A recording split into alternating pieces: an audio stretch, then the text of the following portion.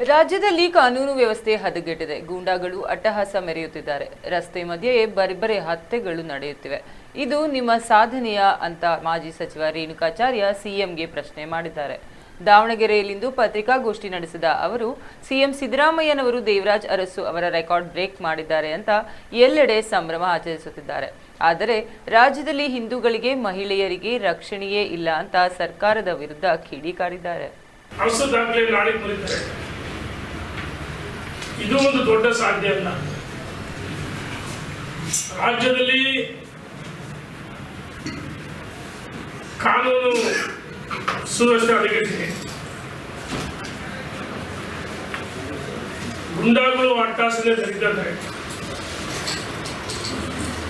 ಅಲ್ಪಸಂಖ್ಯಾತ ಗುಂಡಾಗಳು ಸಹ ಮಹಿಳೆಯರನ್ನ ರಸ್ತೆ ಮಧ್ಯೆ ಸೀಳ್ತಕ್ಕಂಥ ಕೆಲಸವನ್ನು ಮಾಡ್ತಾರೆ. ಇದು ನಿಮ್ಮ ಸಾಧನೆನ ಸಿದ್ದರಾಮಯ್ಯನವರೇ? ಹಿಂದೂ ವಿರೋಧಿ ಸರ್ಕಾರ, ಗುಂಡಾಗಳ ಸರ್ಕಾರ, ರೈತ ವಿರೋಧಿ ಸರ್ಕಾರ, ಮಹಿಳೆಯ ರಕ್ಷಣೆ ಎಲ್ಲ, ಇದು ನಿಮ್ಮ ದೊಡ್ಡ ಸಾಧನೆ ಅಂತ ನಾನು ಕೇಳಲಿಕ್ಕೆ ಇಚ್ಛೆ ಪಡ್ತೇನೆ. ಬಳ್ಳಾರಿಯಲ್ಲಿ ಒಂದು ರೀತಿ ರಿಪಬ್ಲಿಕ್ ಆಗಿದೆ. ಬಳ್ಳಾರಿ ಮೊದಲನೇ ಬಾರಿಗೆ ಶಾಸಕರಾದ ಭರತ್ ರೆಡ್ಡಿ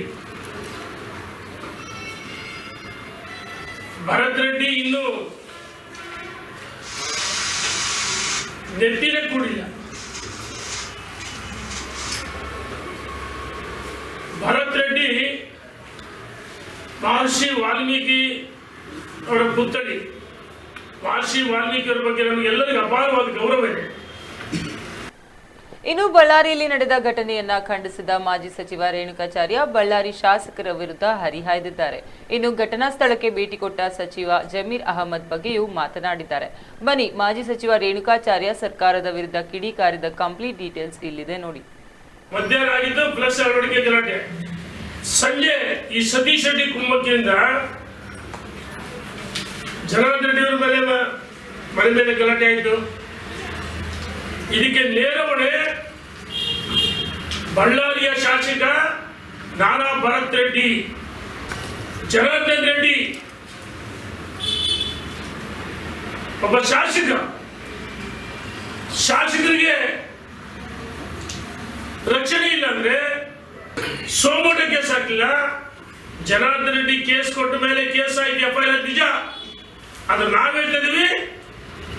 ತಕ್ಷಣ ಶಾಸಕ ಸ್ಥಾನ ವಜಾ ಮಾಡಬೇಕು, ಬಂಧಿಸಬೇಕು ಭರತ್ ರೆಡ್ಡಿನ. ಈ ಪ್ರಕರಣವನ್ನ CBI ವಹಿಸಬೇಕು. CID ಅಂದ್ರೆ ಕೇಸ್ ಮುಚ್ಚಕ್ಕೋಸ್ಕರ CID